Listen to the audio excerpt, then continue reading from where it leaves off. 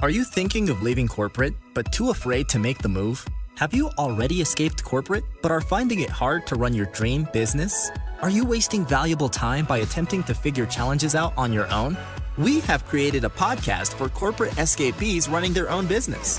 This is the Corporate Escapees Podcast by Build, Live, Give. We bring you firsthand experiences of guests going through many of the struggles you face each and every day as a corporate escapee. We get real with no corporate BS. And now, over to your host, Paul Higgins. Welcome to the Corporate Escapees Podcast by Build, Live, Give. I'm Paul Higgins and I'm your show host. And today we have Jamie Pride from Founder Lab.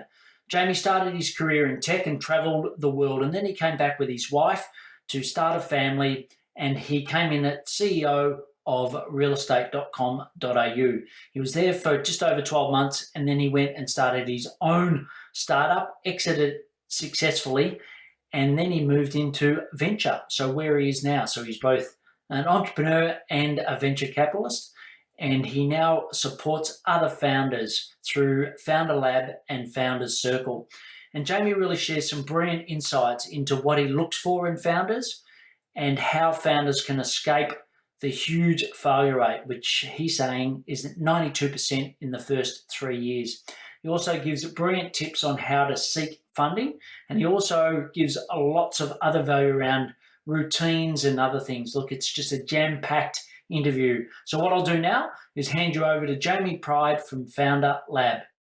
If you're enjoying listening to our guest stories, just letting you know we have a community for corporate escapees who are rapidly growing their dream business to find freedom. Just like you, it's called BLG Boost. You get exclusive access to a forum of like-minded peers answering your most pressing questions. You get actionable tips to solve your most common challenges.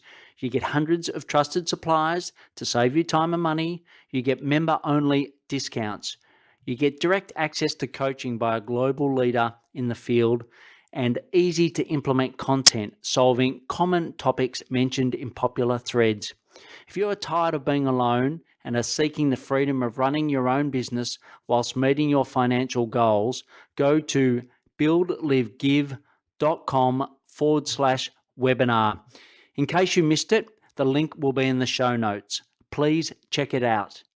Welcome, Jamie Pride from the Founder Lab to the Corporate Escapees podcast brought to you by Build, Live, Give. So, Jamie, we're going to get to know lots about you today, but why don't you just start with something that your family or friends might know about you that our listeners wouldn't? Yes, there's probably something you wouldn't be able to find out on Google would be I used to be a musician. So a long time ago, before the corporate world and the venture capital world, I played the instrument of all instruments, the flute. So flute. So about 14 years playing the flute, which is probably the most embarrassing instrument you could ever tell anybody you've ever played. Not cool. I've got to tell you that. Hey, you got to start somewhere. This is true. Brilliant. And look, I know I went through your LinkedIn and you've just done so many brilliant things, starting at Deloitte or even before that, I suppose, at Real Estate. You've had such an awesome career, but why don't you just give us a little bit of your backstory as far as your corporate career, and then later on we'll get into what you do today. Yeah, look, I started out actually in a technical field. So my undergraduate degree was physics, and soon realized that I wasn't going to wear a lab coat and went into technology. So probably spent 20 years in tech in various guises, mainly working for US tech companies. So spent some time with Cisco Systems, the networking company, and Red Hat, the software company, and Salesforce.com. I came back to Australia about 10 years ago after working abroad to lead realestate.com.au, which was a great opportunity. And subsequent to that, became a partner. I was hired as a lateral partner at Deloitte, running Deloitte Digital in Sydney, which was a great opportunity to work in professional services. And that's pretty much where my corporate career ended. Great. And why? And you say it ended. What brought about that end? Was it just that natural progression, or was there, always the entrepreneur in heart? Yeah, I've always been an entrepreneur at heart. I think I've been fired from pretty much every single job I've had in some form or another. I am unemployable in the corporate world, I would suggest, but my CV doesn't say that necessarily. Yeah, look, I've always wanted to work for myself or work with a partner on entrepreneurial endeavors. And that was a really good opportunity for me. I had a side hustle, which was building out the largest Salesforce.com reseller in Australia, which I did with two other partners whilst I was at Deloitte. And, we got an opportunity to sell that business. And as a result of the sale, I left the firm and went in and did the earn-out as part of that first exit for us. And so that was a great opportunity to sort of take a jump out of the corporate world back into my own business. And, it's good to sort of join it and sell it at the same time. It's good to get a liquidity event, which you don't always necessarily have in small business. But so that was a good opportunity. And then that funded the rest of my, entrepreneurial endeavors today. Great. And you mentioned that you were in the US for a while. I obviously worked, well, it's not obvious to you, but I worked for Coca-Cola for many years, and it was always interesting, Australian versus the US in a way. So what was your experience of what you experienced in the US versus back here in Australia? Yeah. Look, I've worked all over the world. I've worked in Southeast Asia, Taiwan, Singapore. I've worked in China, India. I've lived in Sweden, and obviously spent a considerable amount of time in the US. I think it's an amazing place. If you're in the technology industry, it is the center of the universe. From a Silicon Valley standpoint, there's a lot of money that's being invested in the US. I think from a corporate standpoint, culturally, very, very different from Australia. I think the Americans call it a crab pot, which is, you've got to sort of cut somebody's arm off to get ahead, I think, Yes. is the analogy. So, look, I found it a very cutthroat corporate environment. Not to say that I didn't have a lot of good friends there, and I did enjoy working in the US. I did, but I think from the corporate landscape, the Australian culture is, I think, far more easygoing, and certainly it was an easier place for me to work. Although coming back to Australia to run realestate.com.au was a huge shock for me, because it just felt like a really small market. Having worked in sort of Asia Pacific and globally, coming and working in a company, even though, REA is a huge business now, it just felt really limited in terms of sort of the scope and scale globally, in terms of focus. And what, other than the role, what brought you back to Australia? Look, I've got 3 kids and a lovely wife. So we always had plans to come back and to have our kids go into school here. They spent some time, obviously, abroad studying in various international schools when we were living in Singapore and London. But, we just think that Australia is one of the best places, if not the best place to live in the world. We're extremely fortunate here, I think, as Australians, in terms of sort of healthcare, education, quality of life. And so, we came back for the opportunity. Obviously, it was great to be a really young CEO for a big business, and was well out of my depth. But it was a great opportunity for us to relocate our family back here as well. Great. And you just mentioned there that, you were young, you were learning lots of things. Who sort of helped you as you went through that, especially at REA? What sort of support did you get from others? Yeah, look, I had a really good champion on the board, and he spent a lot of time with me, helping me. I've been fortunate enough to work with some great mentors that I sort of came across when I studied at the Australian Institute of Company Directors. So, I'm a huge advocate of the OCD program in terms of understanding your responsibilities as a company director. And so I met a lot of people through there, and a couple of other CEOs. So, I was fortunate enough to work with Craig Scroggy, who's now the CEO of NextDC.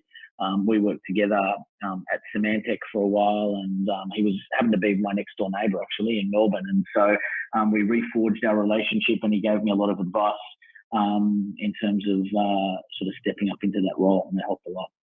Excellent. And look, the next section we'll go into is the build section. And if you walk into a party or a networking event, how do you describe what you do? When someone says, okay, Jamie, what do you do? How do you describe that? Yeah, it's an excellent question, and it changes almost on a daily basis depending on how I'm feeling. Look, if I want an easy answer, sometimes I say just I'm an entrepreneur. Other times I say I'm a venture capitalist. I mean, I wear 2 hats, so obviously I've got a business that I've founded and also invest in businesses. So, but the Uber driver test, when somebody says, "What do you do?" I just say I work in technology often. Great. And when they dig it a little deeper, which do you normally wear more, the entrepreneur, the VC? What is it? Yeah. The situation. Yeah, I mean, look, where it blends. I mean, my business is sort of focused on building and developing startups and funding them. So it's sort of an end-to-end approach. I identify more with being a founder and entrepreneur than I do with being a venture capitalist. To be honest, I, unlike a lot of VCs, don't come from a traditional finance or banking background, and so I typically kind of have a real strong affinity for founders. And I love working with them. And so, that's typically where my heart lies and sort of my passion. Obviously they need money to develop their businesses. And so it was a natural evolution for me to build a VC fund that was focused on founders. And that's where it came about. It sort of grew out of my need as an entrepreneur to raise capital, and having worked in both public markets and private capital raisings, felt, we could probably do a better job of de-risking some of these investments than what the current landscape is doing. So that's how it kind of came about. Yeah, and at Founders Lab, obviously entrepreneurs and startups are sort of your clients, but just dig a little deeper into who your ideal client is. What are the characteristics you see that make successful versus sometimes not so successful?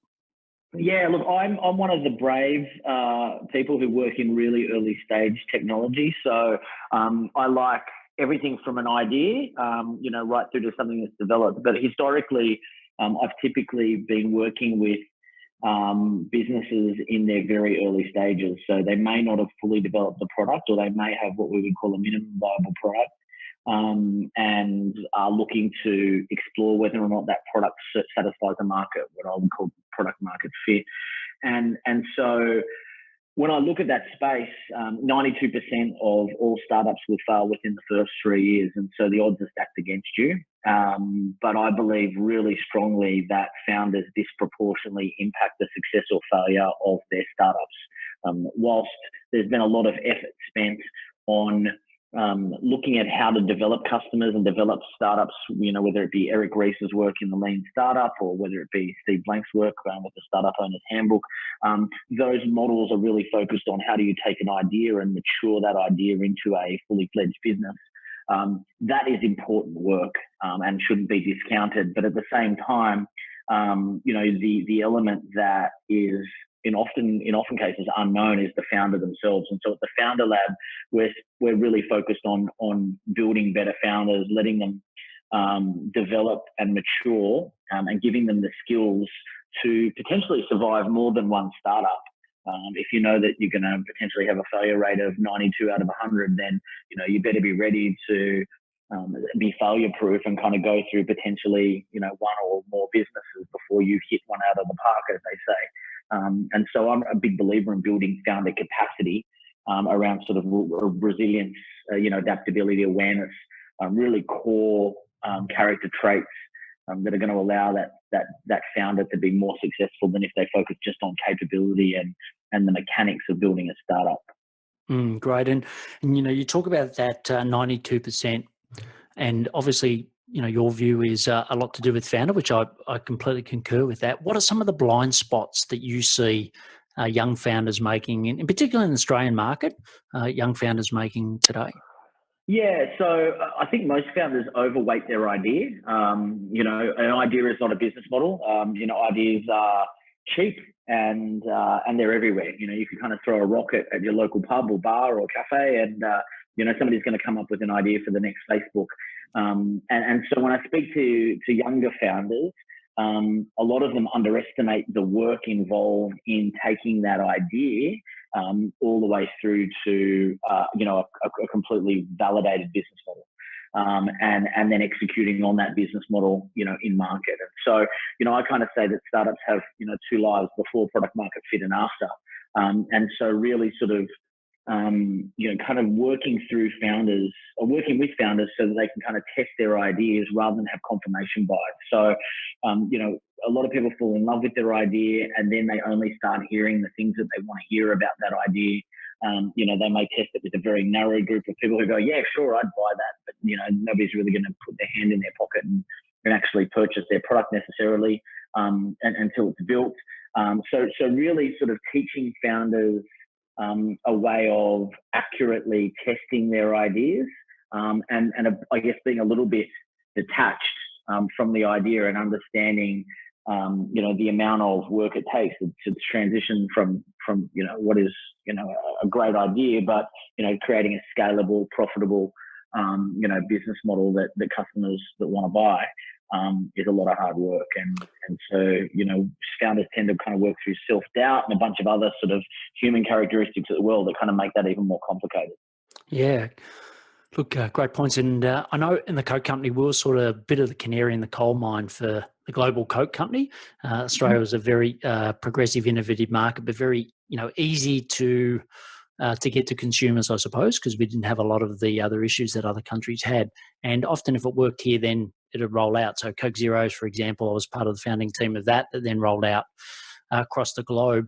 How do you see market size to get that MVP? So using Australia as an example of a test market, and how applicable is that to then go into other markets, in particular the US? Yeah, I think it's a great question. I don't consider market size as part of the testing process. So I think market size is interesting in terms of overall attractiveness of a particular business. So, can it scale into global markets? But I counsel startups to prove their value hypothesis before they prove their growth hypothesis. So, the biggest mistake that people make is that they kind of have some early proof, but it may not be as solid as they think, and then they go and scale really quickly into global markets. And they haven't proved their value hypothesis. They don't have, in my opinion, product market fit where people are beating down their doors to buy their product. It's far easier to solve a scale issue than it is to solve a value issue. And so I think you can be really, really successful in Australia. I think that if you build a product that customers want in a market like ours, and you're really delivering a compelling value proposition to those clients, and you're solving a real problem for them, then those problems exist globally, and you can scale up. And yeah, sure, I don't need to downplay that scaling is easy. It's hard, but it is far easier than delivering a compelling value proposition that people are prepared to pay for. Brilliant. And I'm sure, Jamie, you get pitched on so many ideas. And like you said, go to a pub anywhere, someone's got ideas, which is brilliant. But what's the best way to approach people like you and other VCs? If you've got some advice for the audience who, some of them want to take their idea and get it funded, what's sort of the best way to go about that, especially for those in the Australian market? Yeah, so the first thing is do your homework. I'm a pretty approachable guy. Like, I take a lot of meetings. I give a lot of free advice to entrepreneurs. I just think that's part of the responsibility of people in the industry. But I do see prospective founders who just haven't put the effort in before they come and see somebody to get funding, and just some simple questions asked and their idea falls down. And so, I would counsel strongly to say, stress test your idea. There's some great methodologies out there that are cheap and easy that will allow you to prove your ideas. So, for example, I love the book Business Model Generation.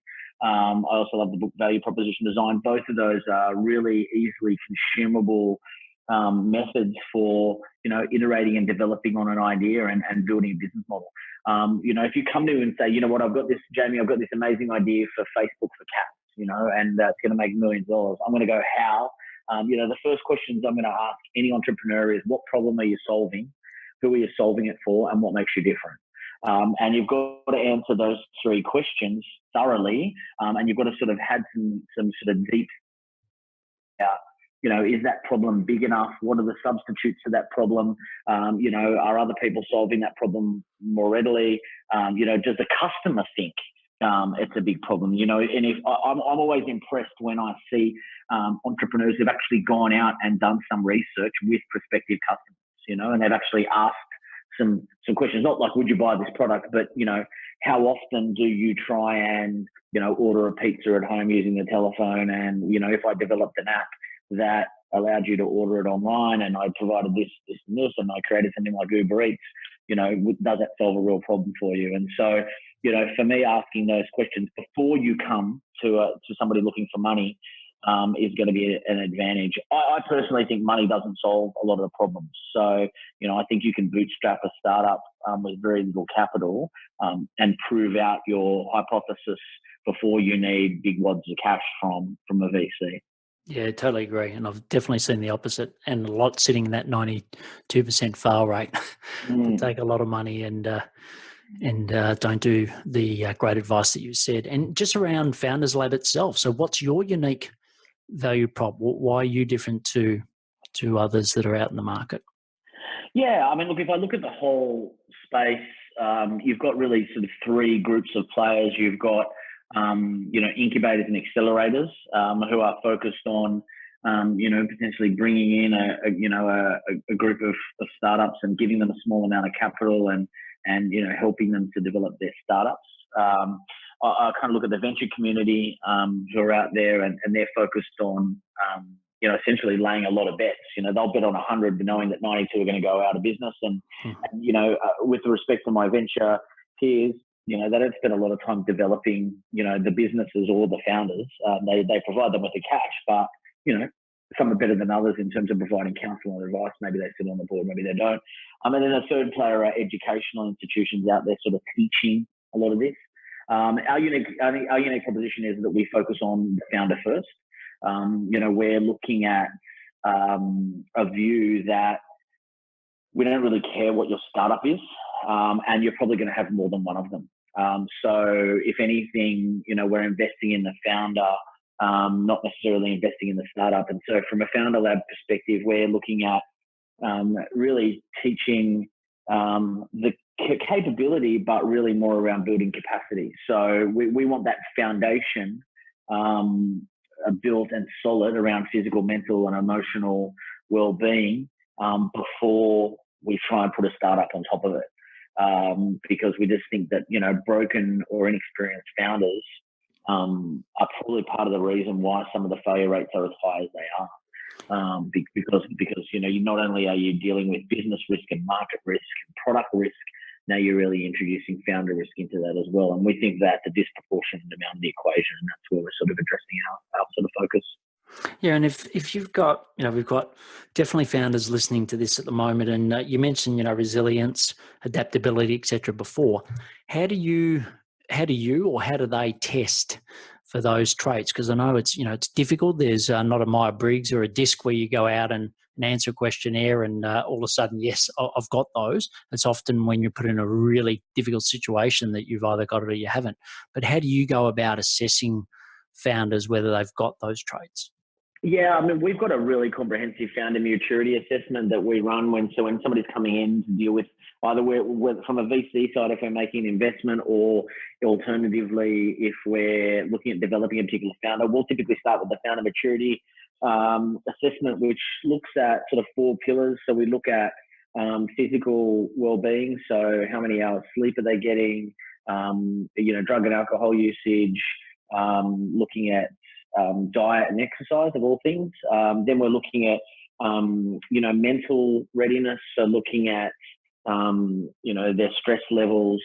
What does their productivity look like in terms of being able to manage a day effectively? And then looking at an emotional lens, which is looking at dealing with criticism, fear, uncertainty, doubt, stress and anxiety, self-awareness.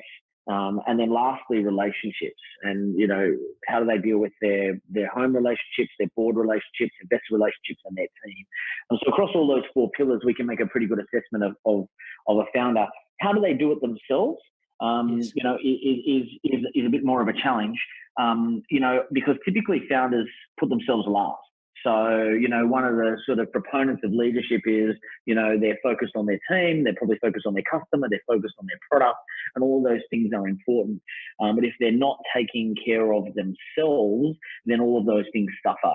And so, we can kind of check in with founders and we work in a non-for-profit space, which we can speak about. But, if founders aren't sleeping well, and if they find themselves having emotional outbursts at work, like either fits of depression, or if they're getting angry at work, or if they find that their relationships are strained with their co-founder or potentially with their investors on board, that's a really good indicator that they need to probably take a step back, and that they're probably negatively impacting their startup because they're not in a good place themselves.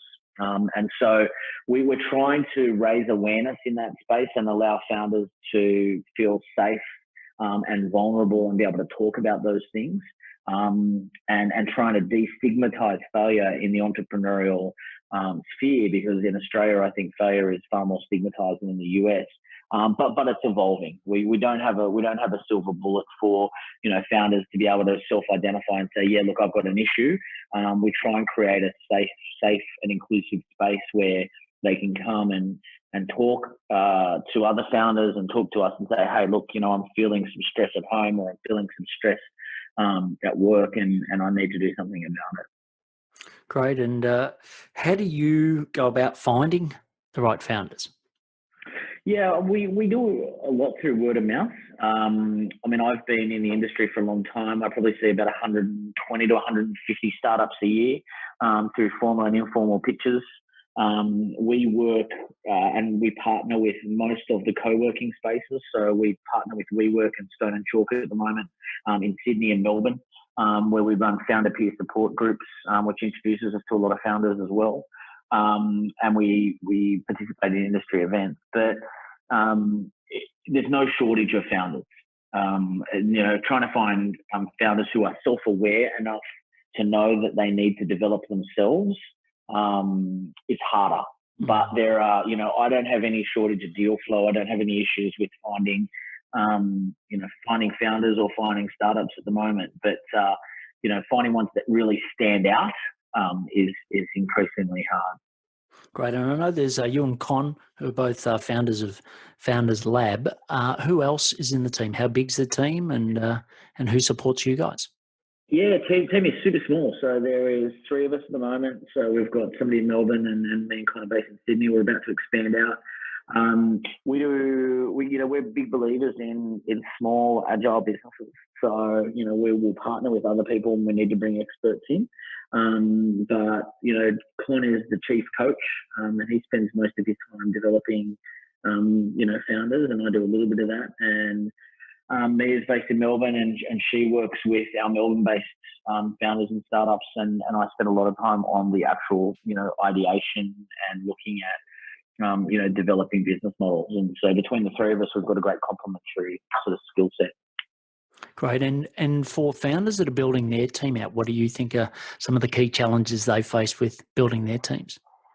The biggest challenge is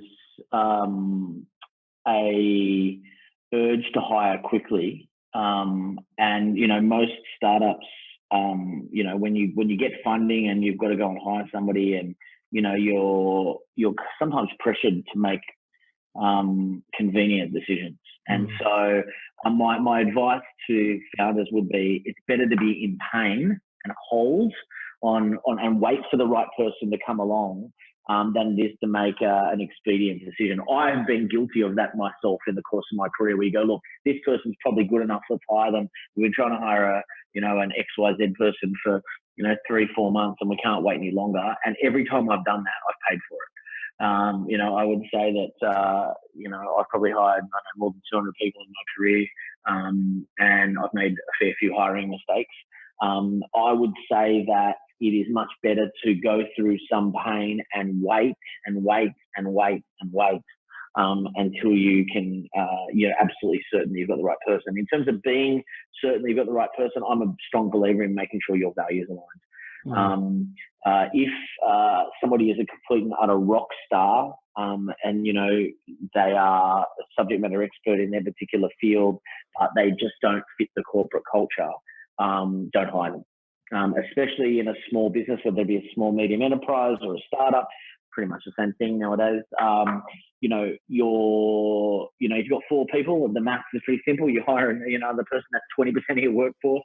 If 20% of your workforce isn't working in any business, it's a problem. And bad hiring mistakes are magnified in a startup. The impact of a good hiring or a bad hiring will be felt. Which is a huge amount of amplification in a small business, and so getting it right is crucial, if not the most important thing that you can do as a business owner.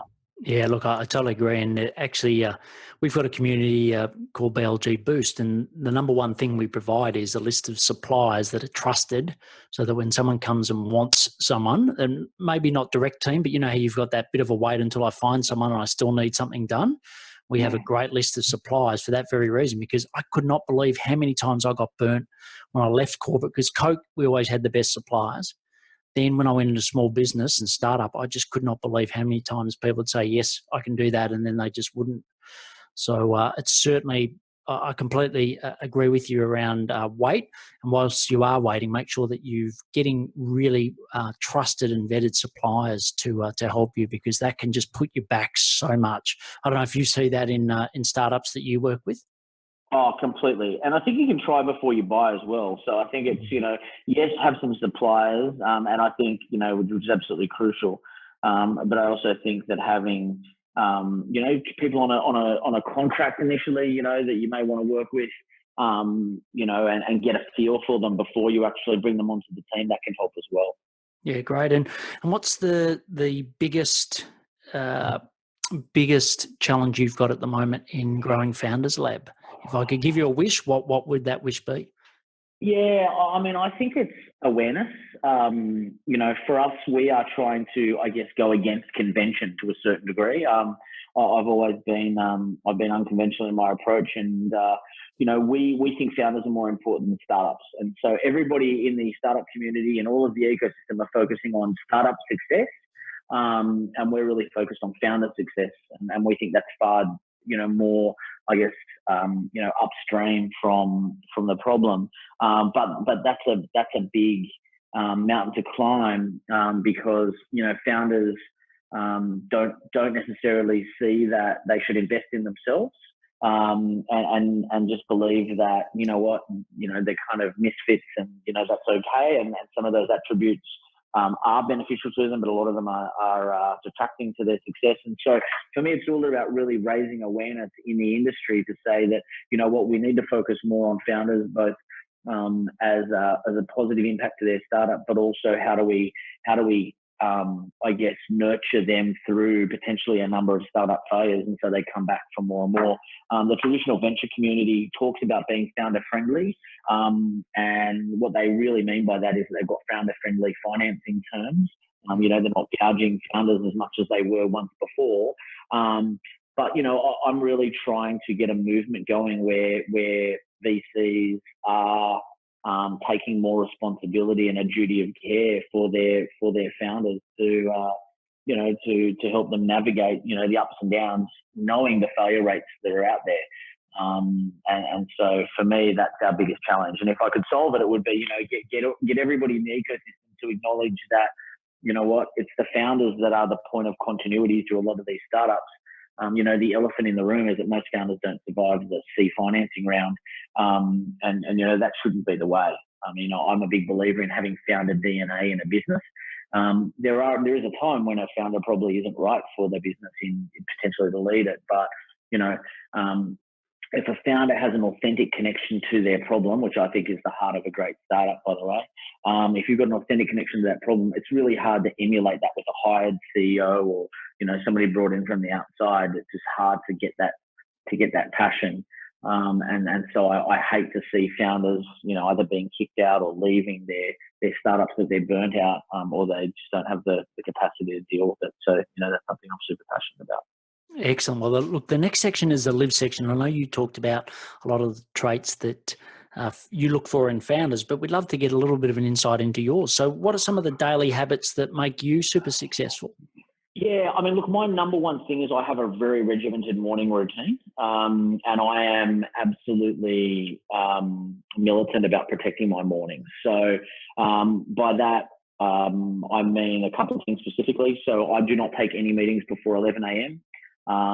And pretty much the time that I sort of spend from getting up in the morning, say 6:30, 7 o'clock, depending on the day, I work through a bunch of activities, which is journaling firstly. I mean, I'm a big believer in self-reflection. So sort of journaling in the morning, and then I've got an evening routine as well, but I sort of journal. I'll do 20 minutes of meditation. I'll eat. And then I'll spend probably the first 2 hours of the day working on my biggest project. I don't read email at all. Actually, in fact, this year I've taken my email client off my phone. So I only sit down deliberately to do email, and I don't take any meetings in the morning or calls really, where I can avoid it. And so that's sort of 2 hours of productivity or 3 hours of productivity, where I'm undisturbed and I'm working on something huge. It gives me a sort of a 300% advantage against somebody who's working reactively. What I used to do was get up in the morning, check my phone, check my email, and either use that to drive my day or use that to drive my emotions during the day, both being bad. Yes. So really you're either get up in the morning, you get a piece of bad news, you go, holy shit, that sets your mindset off, through the day, and you just sort of start with a bad mindset, or alternatively, somebody will ask you to do something, the next minute you're working on somebody else's task. And so for me, the number one productivity habit I can suggest to startup founders is to protect your morning, and the second is sleep. Sleep is the super drug from my perspective.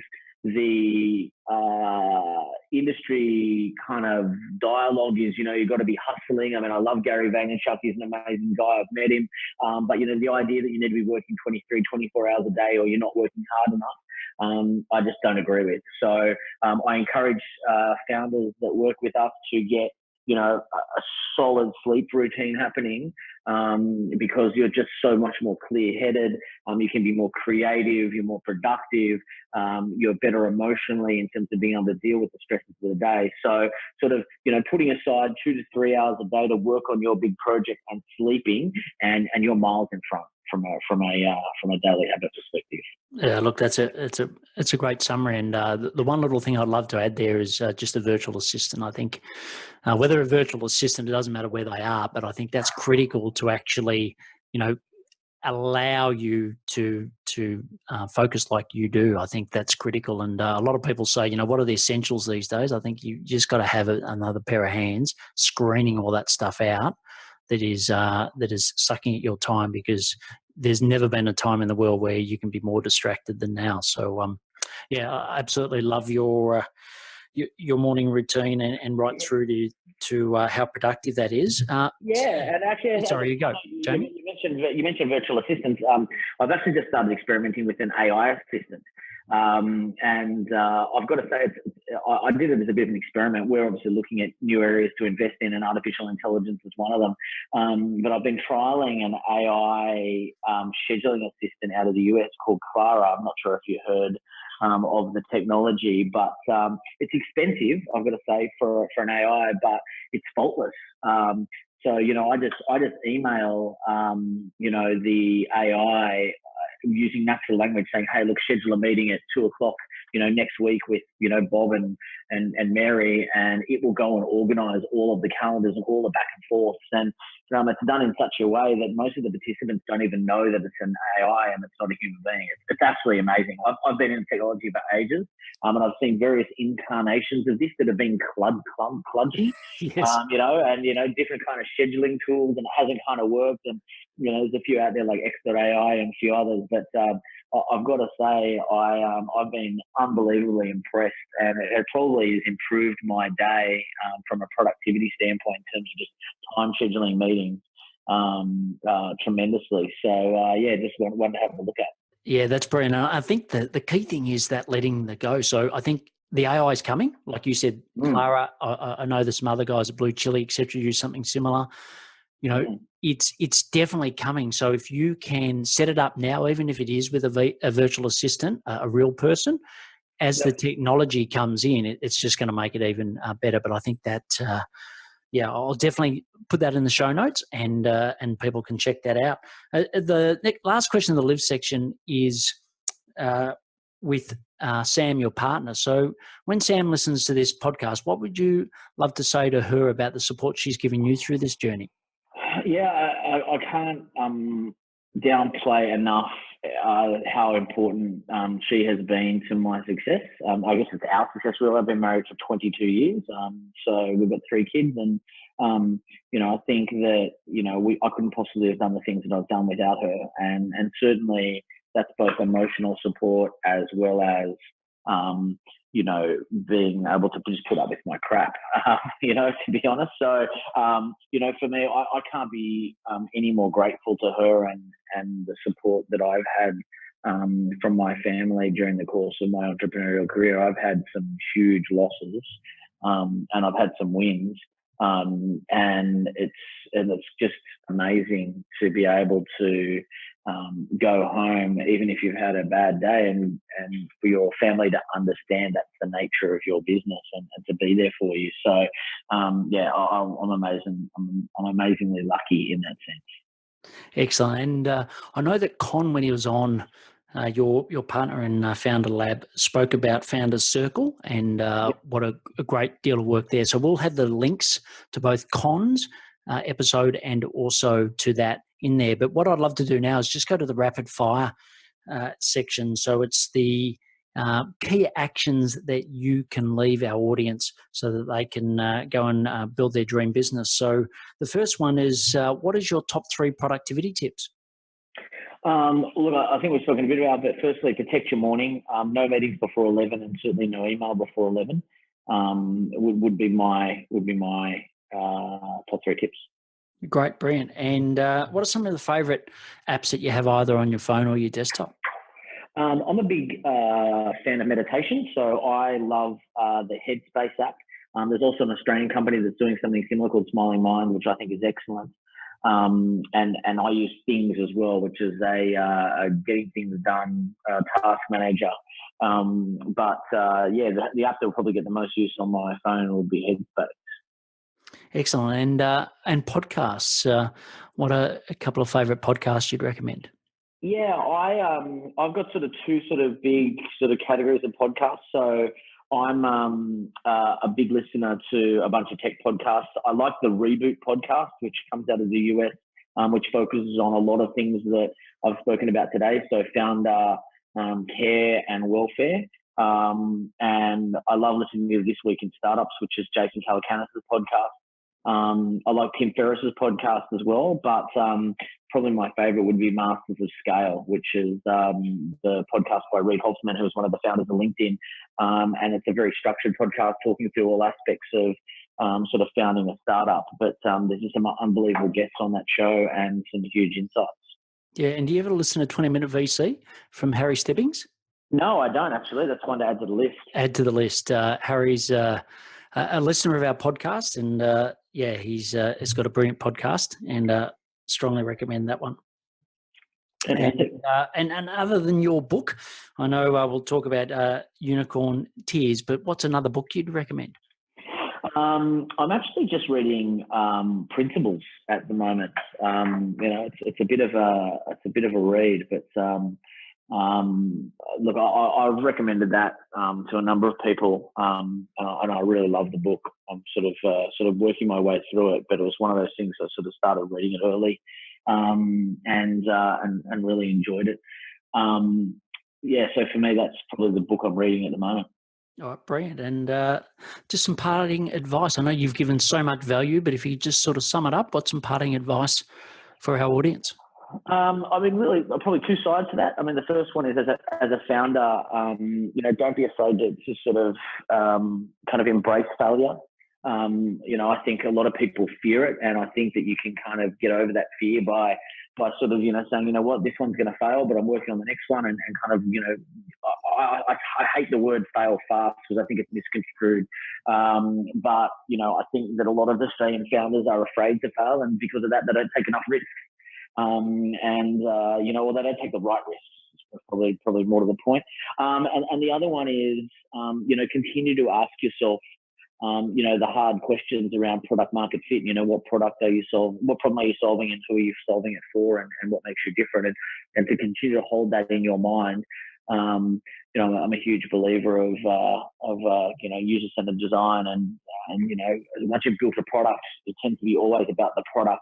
And you kind of start to focus more on colors and fonts and widgets and features. And sometimes we often forget the problem that we're solving and the customer, and continuing to bring yourself back to that point as a startup founder or an entrepreneur is always going to pay dividends for you because, the market will be fulfilled by the product that serves the customer the best. Yeah, and I'm sure in that 92% fail rate, there's a lot of people that have built it and then wondered if people it doesn't work that way. I have seen hundreds of them. Yes, absolutely. Yes. And how can people find out more about you? Look, I've got a website. So my personal website is www.jamiepride.com. I've also just released a book globally through Wiley, which is Unicorn Tears, Why Startups Fail and How to Avoid It. It's something that I wrote originally with founders in mind. I see about, as I said, 120, 150 founders or startups a year. And it was it's a beginner's book, but it's sort of suitable to founders who haven't had a formal founding education that really looks at the 10 reasons why startups fail. And kind of explores them in a little bit of depth in terms of sort of failures that I've made or examples that I've sort of seen in the market, and goes through, various, my view on how to avoid those failures. That's probably how you find out more about me. Brilliant. Well, we'll have the links to both of those and also everything else that you've mentioned in the podcast. And you've given us a lot of value. So, and I'd also like a quick shout out to Giorgio for also introducing you to our community. But it's been great having you on, Jamie. I've really loved myself. I've learned a lot through this episode, and can't wait to get this out to the BLG community. So thanks again. Paul, it's been a real pleasure. Thank you. Thanks, Jamie. Bye. All right, take care. Thank you for listening to the Corporate Escapees podcast, brought to you by the team at Build, Live, Give. If you found this podcast helpful, please share it with other corporate escapees. If you would like to join a community of like-minded peers, please visit www.buildlivegive.com. Until next time, thanks for listening.